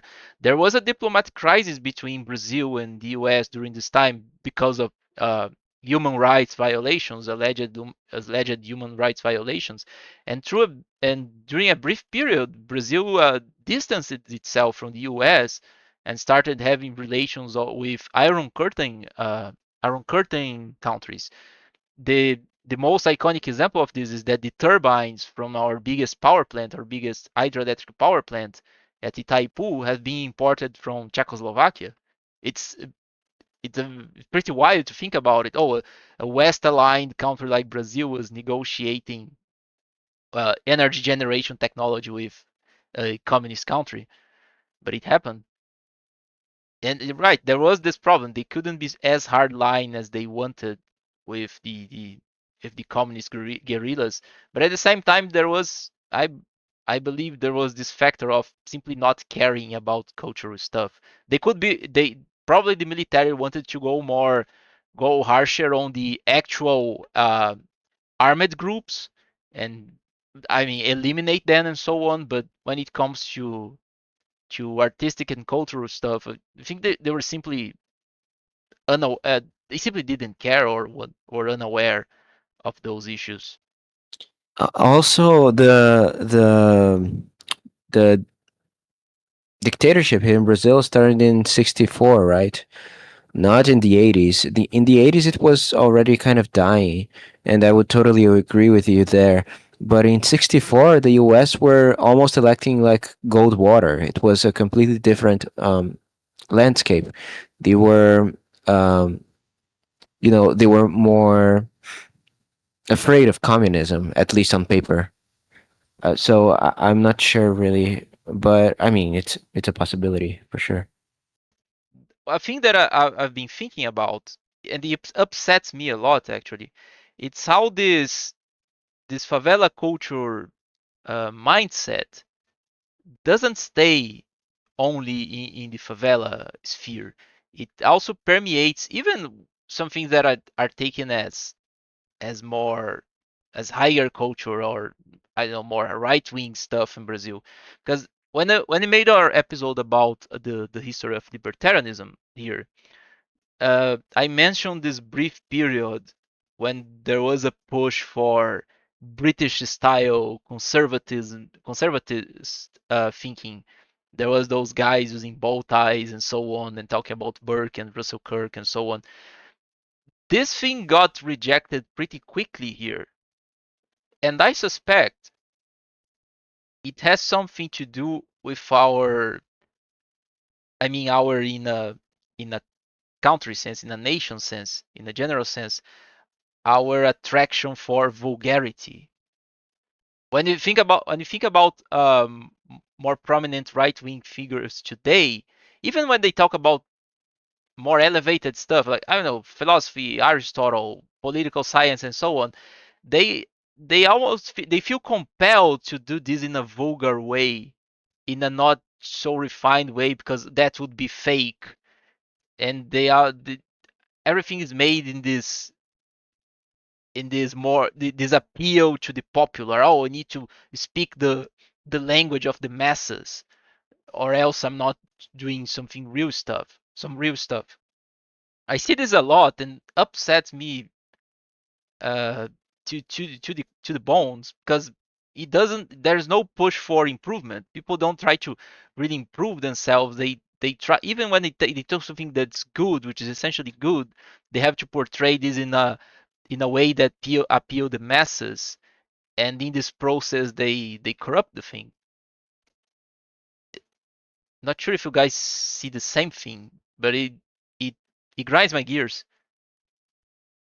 Oh, I see it a lot actually. I mean, one of the most unfortunate things about the kind of dumping of Brazil, it is tightly related to the whole favela stuff, and to another extent to the cultural reach of Rio de Janeiro and all of its apparatus, is that there is a kind of erasure of Brazilian identity, or even a substitution, or whatever you want to call it, in the sense that previously a lot of areas which were, reasonably autonomously cultured, in the sense that it kind of had a sort of local culture kind of deal, or a sort of independence from the big cities, have been in the last couple of decades basically culturally colonized by the favela and by the big cities ideologies. So when you go to a place like northern Brazil, which is which is supposedly uh, alien to the rest of the country because much of it has Native American DNA, and it should have a non-cultural identity. It almost became a different country, right? At the independence, there Yeah, was this possibility that we could have this the state of Brazil and the state of Grão Pará. yeah. It's So far removed from the rest so of the Brazilian reality. yeah, so we had this idea of the Great North as this, separate thing, but it actually became kind of a subset of favela culture.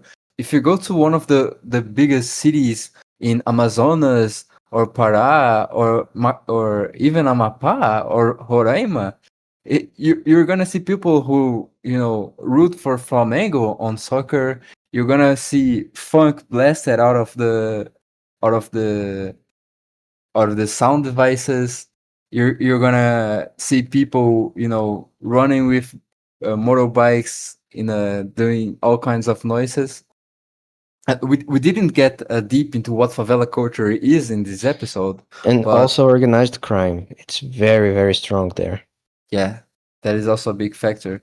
I was saying that we didn't get much into what favela culture entails in this episode, but a quick overview is that it is basically the normalization of antisocial behaviors, in the sense that in favelas it is presupposed that you have the right to have a sound device or whatever you want to call it uh, on the max volume, uh, despite how many other neighbors you have at any time of the day, and you kind of have this pseudo honor code to be as obnoxious as possible, uh, to the limit that nobody's gonna stop you. That there is this kind of hidden game in favela culture where the more obnoxious you can be without someone shooting you, the more badass you are, or etc. So young people with favela culture are the most obnoxious because they are the most status seeking, and one of the biggest cultural expressions of it is that they take motorbikes, and they make them the most noisy they can be, and they run around the town at night trying to wake up people. And this is a legit thing that they do. So it is this kind of exaltation of antisocial behavior which has kind of become normalized. And you see it not only on these people, but as Beppe said, it starts to permeate normal society, or so called normal society. So you have even so called conservative politicians or influencers, they start to incorporate this way of acting or of dressing. There is also a dress code of the favela, which is dressing in the most vulgar way you can without again being stopped. So the less clothes you can wear without being kicked out of a supermarket or your job, the more favela honor points you get, so to speak. So you see a lot of so-called conservative influencers incorporating this. They start to dress poorly, they start to talk poorly, their language skills decrease, they they try to appeal to the general public, which is becoming increasingly more dumb, and they start to legitimize uh, antisocial behaviors in the name of likes and followings and whatnot. So I had recently, I have seen it recently on my Twitter feed, a clip of a guy which was, in one of those noisy, I think it was a car, not a bike, uh, just driving up to the front of a store, which, you have this whole cultural war stuff where, you have to boycott this, boycott that. So the guy is a conservative, so-called conservative. He has his noisy car, his favelado noisy car, drives up to the front of the establishment and starts, ramming the acceleration pedal and making a lot of stuff of noise and smoke. And the conservative influencers are applauding that. It So was a electric car store, right? yeah, yeah, that was it. Because electric cars are gay and globalist and so on. Yeah, so you have this kind of uh, normalization of antisocial behavior, which is kind of central to their way of viewing the world. Jared Clark would call it the lack of minor empathy when you have no consideration for people you don't know in a certain social situation. Yeah, and we could basically say, I think we have a strong claim that favelas or favela culture is the most pure expression of a low trust society. For sure. Yeah, you were right at the beginning that it took us long to get to the root of the issue. And I kind of apologize for this because as I said in the beginning, I struggle with this subject. Not that I'm not interested in it, but as people say, fish have no concept for water, right? Because they live in it. They don't think about it. And we're so deep down in this mindset that it's hard to identify what is part of it or not.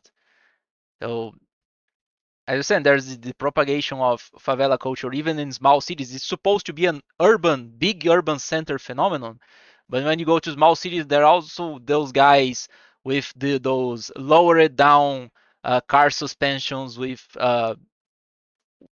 using their sound system the maximum volume and trying to make everybody in the neighborhood listen to what they're listening is this complete lack of empathy for for your neighbors, for everybody around you, and it spreads pretty quickly to many cities. That's true what you're saying. This thing of the fish not being able to, comprehend the concept of water. In this specific case, I remember exactly when I realized that, oh, life doesn't have to be like this. I was talking to a friend from America, I think when I was 23, and I said that Brazil isn't even that dangerous, dude. I've only been robbed once. And he started laughing his ass off, and I genuinely did not understand. Because the concept of being robbed once is already pretty bad. Being robbed once in 23 years is pretty bad. So for people who live in a decent place, so that's when the curtain fell off, and I was like, oh, okay. And here I thought I had a good run, you know. Yeah, that's true. It's hard to talk about it, but because we have no external reference. I haven't been to foreign countries for too long. I spent 1 week in Venezuela of all places. At the time was much better. Was in the Caribbean. Was in a Caribbean island actually, and 2 weeks in Boston. And it wasn't enough time to get a different reference to compare to Brazil. So as I said, it's hard, and maybe those instances make me realize, oh, there's something wrong here, and I need to identify it.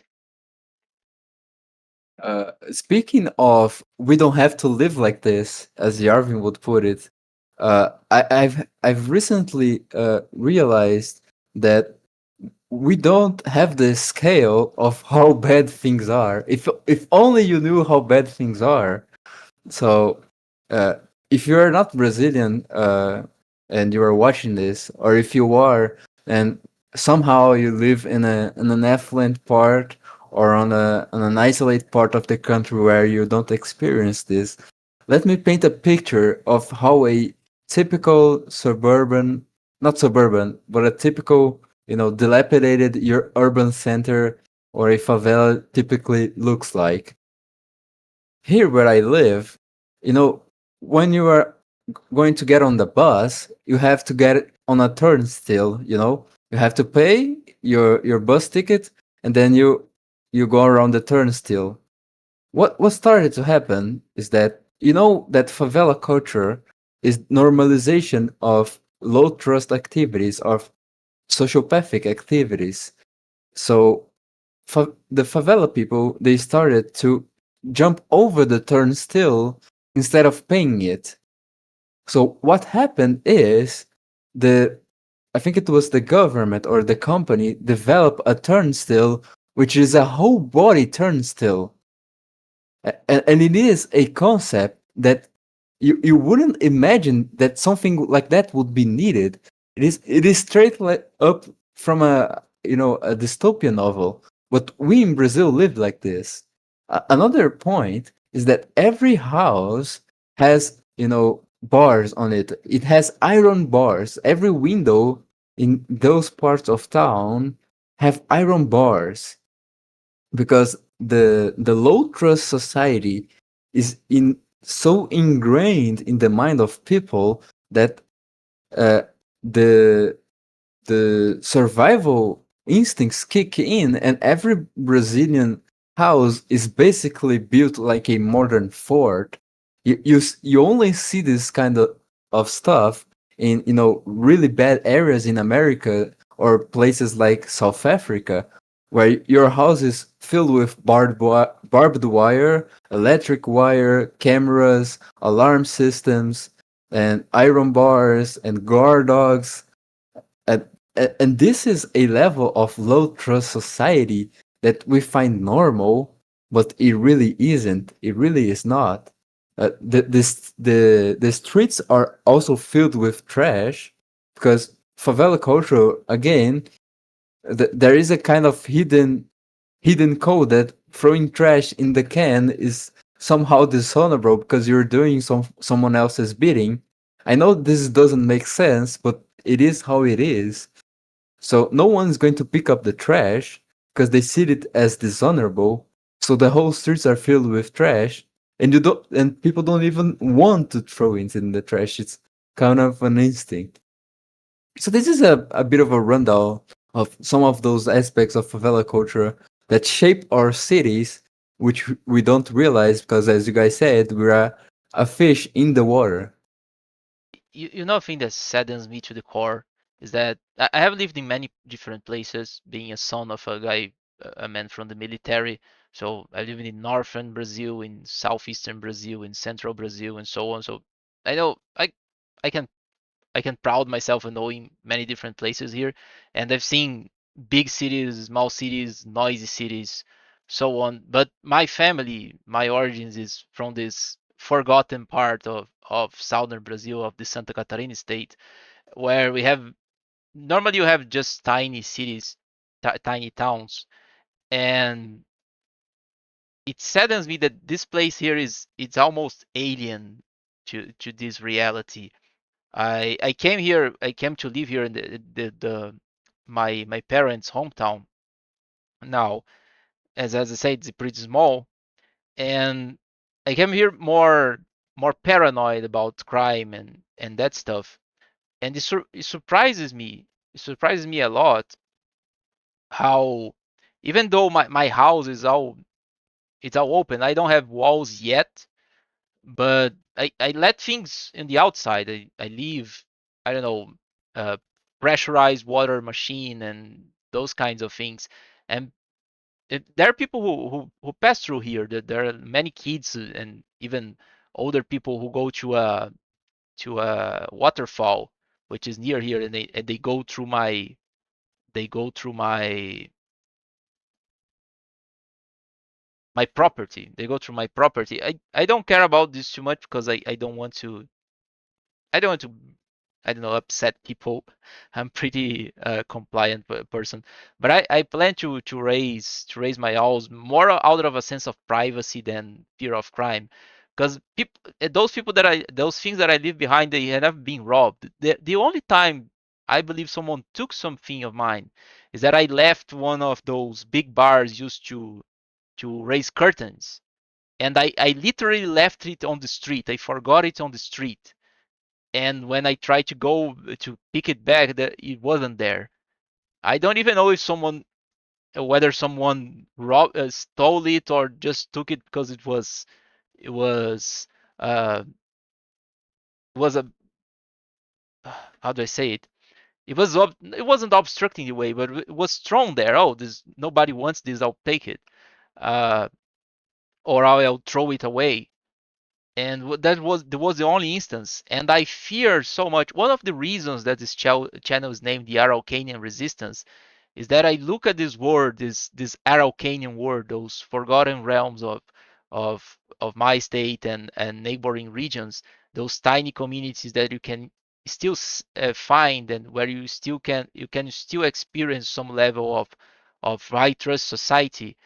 And I see those being eroded, especially after the pandemic. There, you can see many more people who are you cannot recognize here. And that there's also this phenomenon. I've seen once a guy listening to music in his cell phone without headphones and so on. You can see this being progressively eroded, and at some point it will be lost, if not actively maintained. So it's crazy to see how I know this place since I'm a kid, and it's a pretty shocking realization to get to know, to realize how rare it is in Brazil, and how it's being progressively destroyed. And one of the things that I'm trying to figure out what to do is how to shield this, how to protect this from this phenomenon. It's pretty sad. I'm only a guy. I'm a single guy, and I don't have enough power to change history. But I feel this necessity. I feel this push to do something to avoid these remains of a healthier society from being destroyed by this, as we say here, this favela mindset, this favela culture.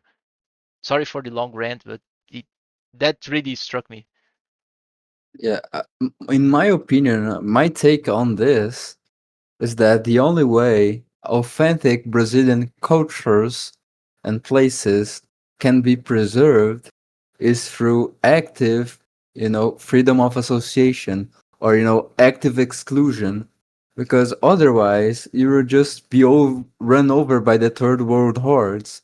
It is basically South Africa all over again, or Rhodesia, except Brazil is in a much more larger scale.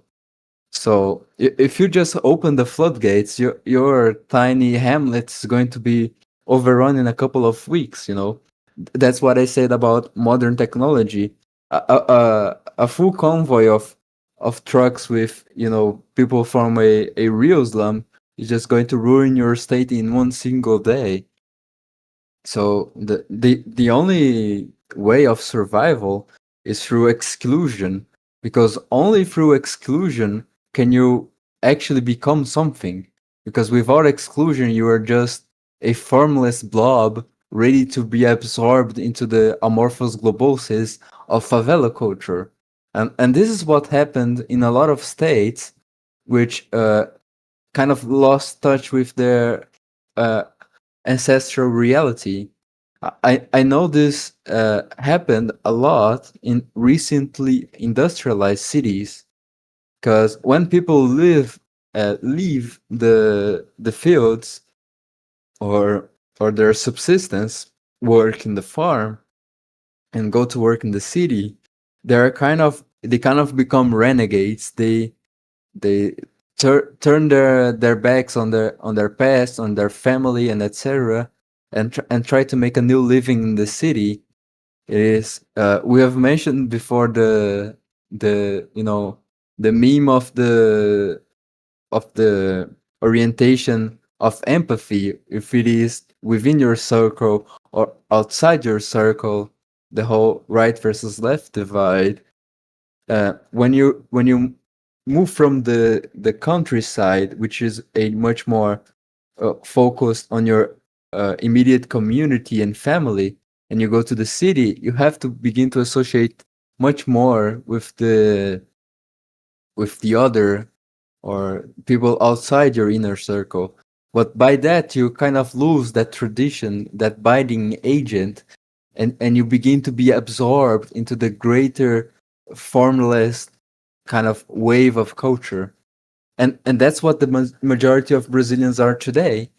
Not that they are actively favelado people, but it's that they have lost touch with their ancestral culture so much that they have absorbed through osmosis the great subversive cultures of those big cultural centers. And again, the only way to prevent that, I think, is through a coherent identity which has the will to exclude and to be segregationist. Because without it, you're just going to be erased from the face of the earth, basically. Yeah, I wholeheartedly agree. The issue is that this has to be done in a very careful manner, especially in Brazil, as we have mentioned as we have discussed in the last episode, which is that which is a country that rejects, that hostilizes any kind of differentiation, any kind of noticing of patterns and so on. We're all the same. We're all mixed. We're all this mono-ethnic country, as some I've seen some ideologues saying on X and something. We're all this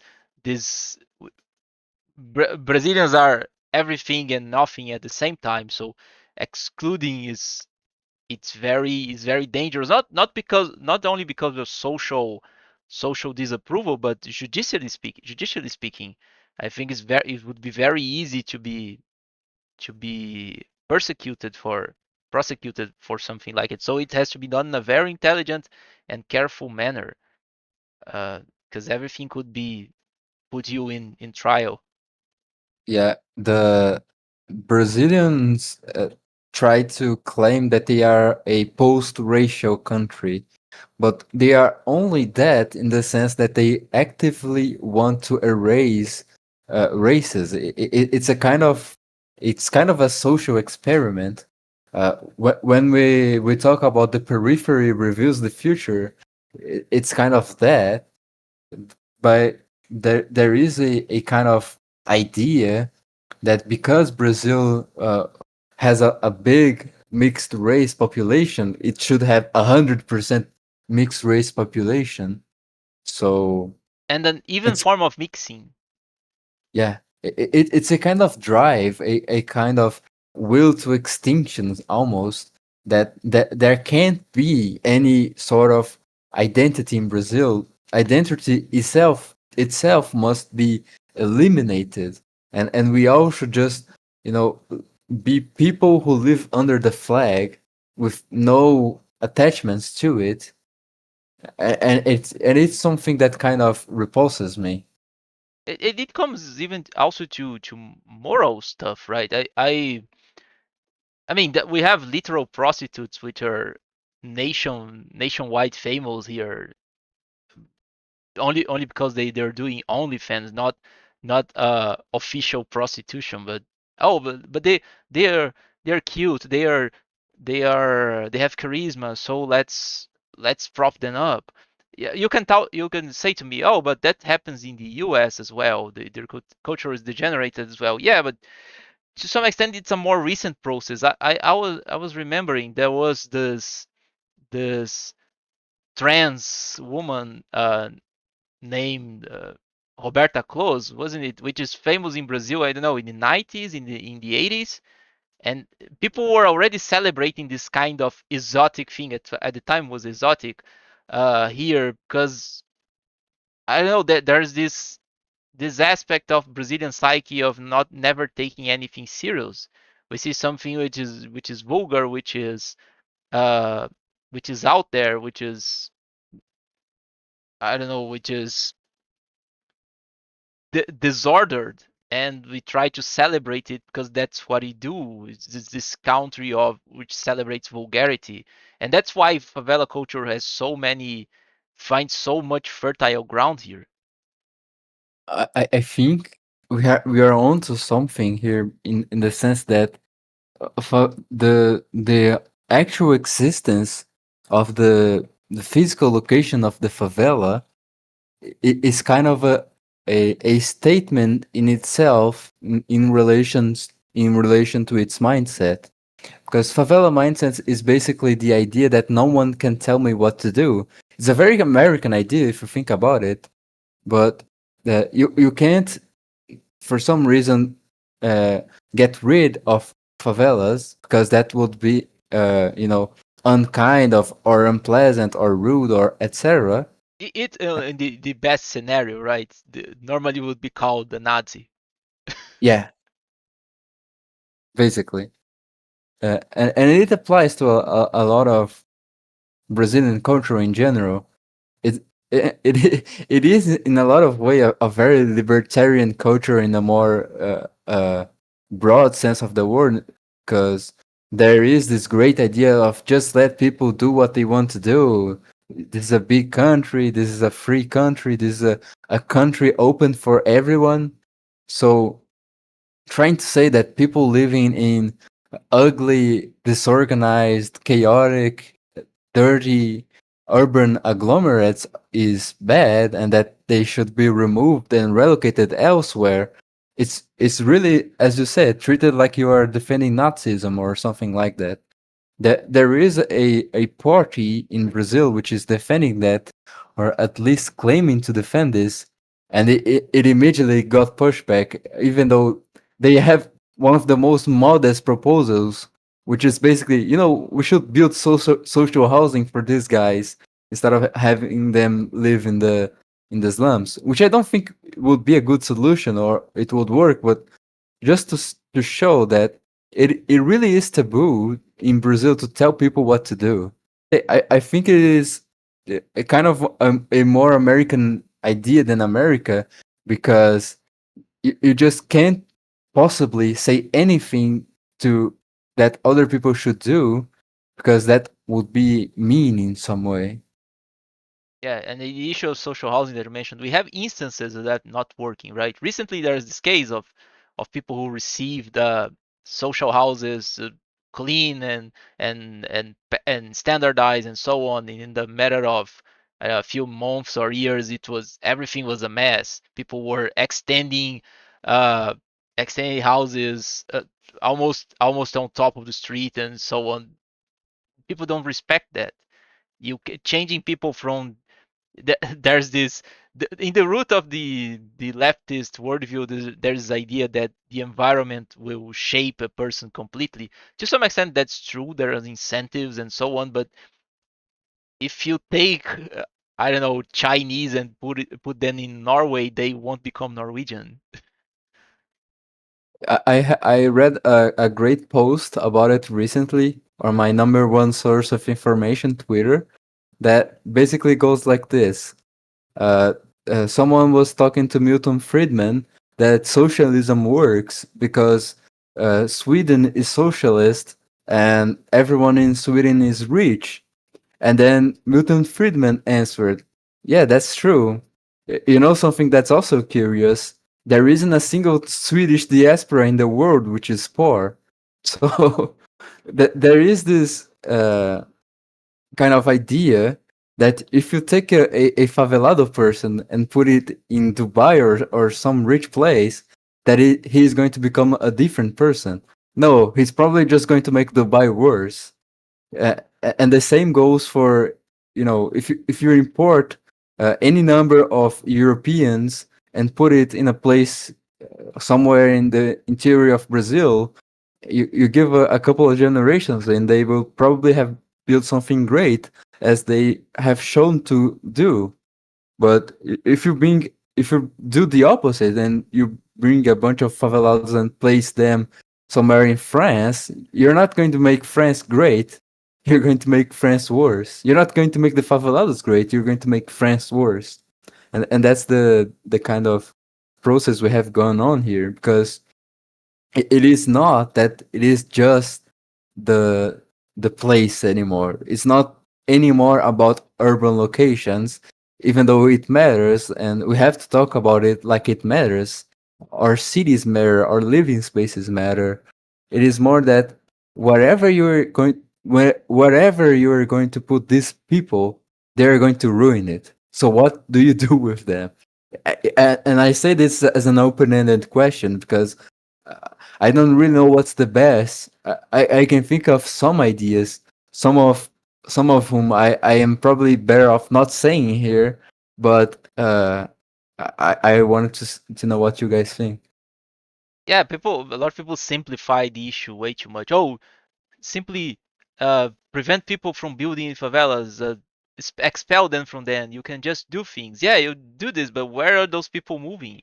They did the same with the cortiços, the tenements, and the favelas appeared. If you expel people from the favelas, they're going somewhere else. They're not becoming farmers because of it. They don't have the skill to do this. We cannot anyone can make this transition super easily.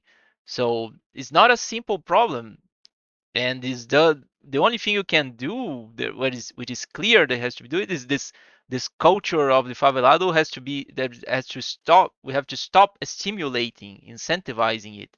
But beyond that, how do you solve the problem which is already in place? It's not clear at all. I think the only clear short term action we can take, and which is within our power, is to stop associating with it, and stop trying and stop any semblances of it in our daily lives. By that I mean stop associating with people who promote it, who reproduce this kind of mentality, and who try to maturely reproduce this kind of society.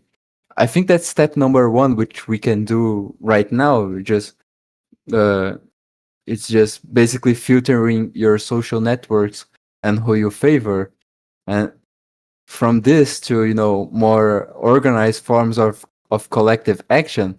That of course takes strategy and a lot of other considerations. That's true. Antisocial chuds shall inherit the earth. The child shall inherit the earth. Yeah. Well, uh, we're reaching 2 hours of episode here, so let's try to wrap things up. Emerald, I'm sorry we talked too much and didn't let you speak. Is there something you need to add to the conversation here? Not really. I was listening to you guys, and it's a very interesting um, point of view I haven't considered, and it's always like that's one of the great things about participating here. I take a look at problems that I recognize and see them through different perspectives, and that was most certainly the case here. I imagine some of the stuff is a bit too extreme to you. Not in the sense that it shocks you. You have learned way way worse things around, but I know you have a more appreciation for urban culture, and I don't think the cities have to be abandoned. There's just this branch of the right, so to speak, which idealizes uh, just living in the countryside and producing everything, but that's a bit anti-civilizational as well. The cities have their usefulness, their role in civilization. So it's hard to it's not healthy to think about only abandoning them, but it is hard also to think how to save them in the state they are today. Yes, yes, I was prepared to do my complete defense here of urban culture, but it wasn't necessary. I think you guys were I mean, I don't disagree with a lot of what you said, to be honest. Of course, there are positives and negatives to urban culture. Urban culture in itself is not like something necessarily better or even worse, at least in my view. But yes, I was expecting at first to defend the the this more urban view of life. But yeah, I think it was a good conversation. That's true. Yeah, it's things we look at certain things, they're so rotten that it seems like the only option is rebuilding everything from scratch. Go Benedictine option. Wait for the barbarians to starve and then build everything again. So, guys, that was our attempt to give a rundown of what it constitutes the favela culture we're talking about. The favelas in themselves, physically speaking, and the favela culture which stem from them, and not necessarily stem from them, but they are used to propagate a certain mindset. And I hope that we could make clear how big the problem is, especially for people who are listening to us who are not from Brazil. Uh, Realize how bad things could get, as we mentioned, because the favelization process is spreading and in different forms around the world. So be aware of how things can how things can become and what things can become, and I don't know, prepare yourself appropriately. You have a head start. If you're from a more civilized place of the world, if you're from the third world, you're probably seeing the same thing in a different scale. But I hope we're representing your views as well. Yeah, that's it, guys. So thanks again to Emerald and the Hermit for contributing to this episode. I wouldn't be able to talk about it properly alone, honestly, completely honestly. And also thanks to the audience for listening to us throughout this episode as well. And that's it. I hope to see you guys in the next episode.